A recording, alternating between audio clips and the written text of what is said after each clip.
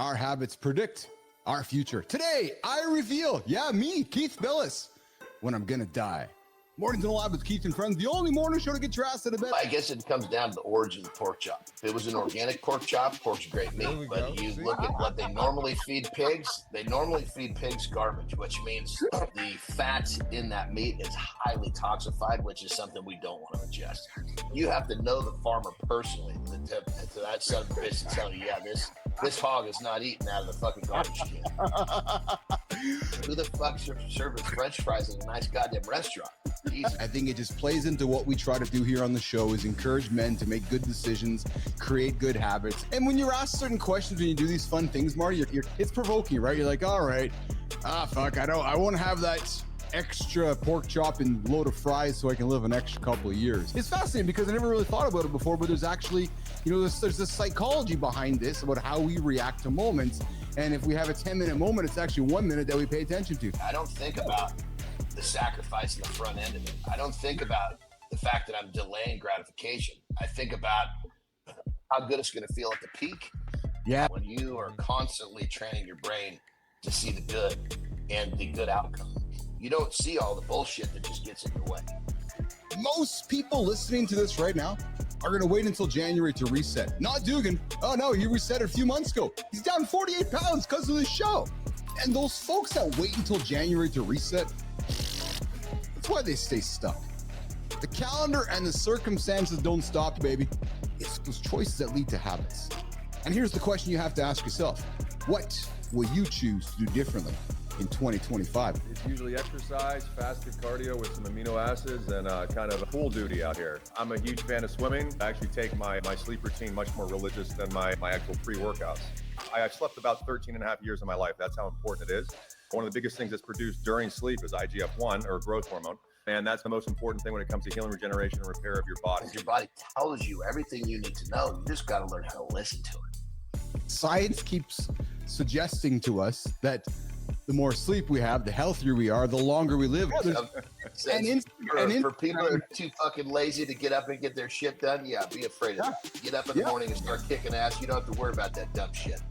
When you wake up feeling refreshed, that's the best gauge of who you are. There is no magic bullet. And I tell everybody the most important thing when it comes to any type of healthcare program is your diagnostic testing. That's crazy. And it's a situation to where as long as you stave it off, and sleep, hydration, nutrition, and stress management are the four things that are basically free and everybody can follow. Mercury toxicity, I think, is probably the biggest epidemic in this country right now that nobody even pays attention to.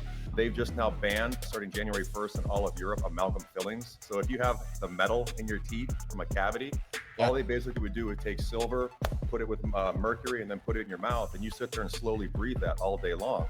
The biggest side effects of mercury toxicity when it becomes symptomatic are issues when it comes to thinking, sex, anxiety, insomnia.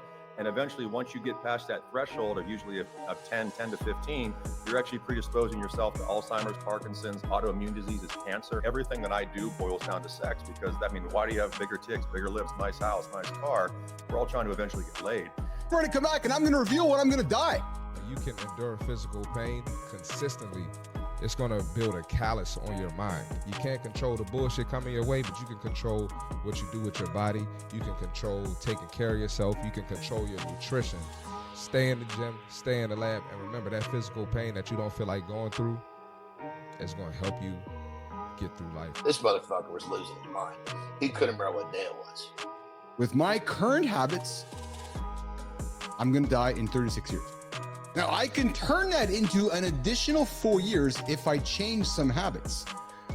I will die on, let's do this here, April 25th, 2061 at the age of 88. So mark your calendars. When you download this Death Clock app on your phone, and how it's come together is it's apparently analyzed thousands of human beings over the years, taken some medical research, and apparently there's some validity to it. You can really supercharge your life expectancy with that. That's exactly my point, which you're like, fuck that. I'm going to live more than the 4 years of this. That's what I'll do. I mean, it makes you competitive, right? Because you're looking at a good time going, fuck, some human had to build it. I'm going to fucking prove that human wrong. I'm going to live 5 years longer than what this People are sitting themselves to death, sitting too long. Just sit too long, and we're dying if we're sitting too long. Good time sitting is the new smoking. The reality is, everybody, is those years relate to the habits that we live every single day. Holy shit, my bad habits have really fucked me up here. Most people think things are difficult only because the people around them have convinced them or programmed that things are difficult. Things are not as difficult as you think. Wake up in the morning and challenge yourself just a little bit. You only think the shit that you need to do to get what you want is difficult because the poor bastards around you have convinced you it is.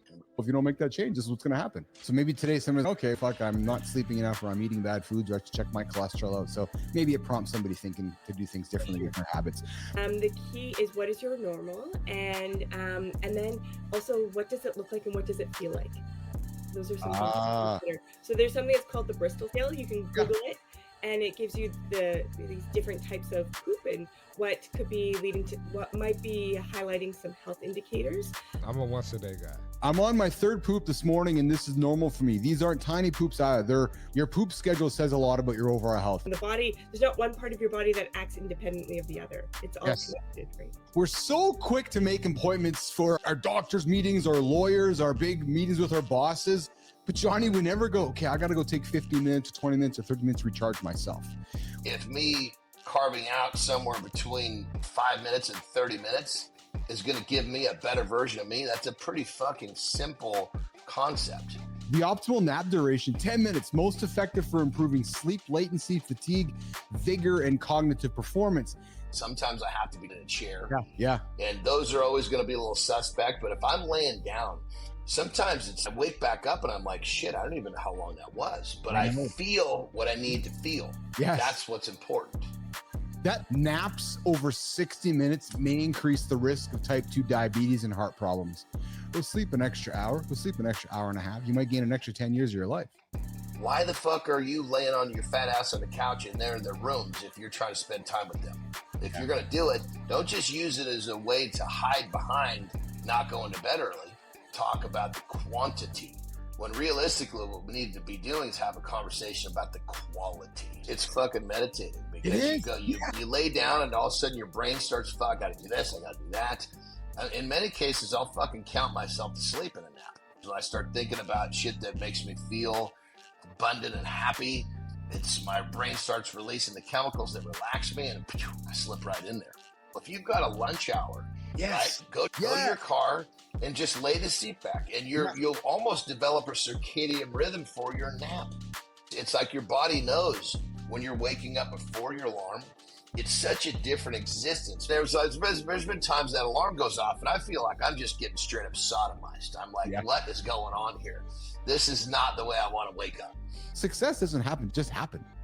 It's built by becoming the person who is and attracts the outcomes you want. Starting with a clear vision, intentional actions, Johnny, and surrounding yourselves with the right people.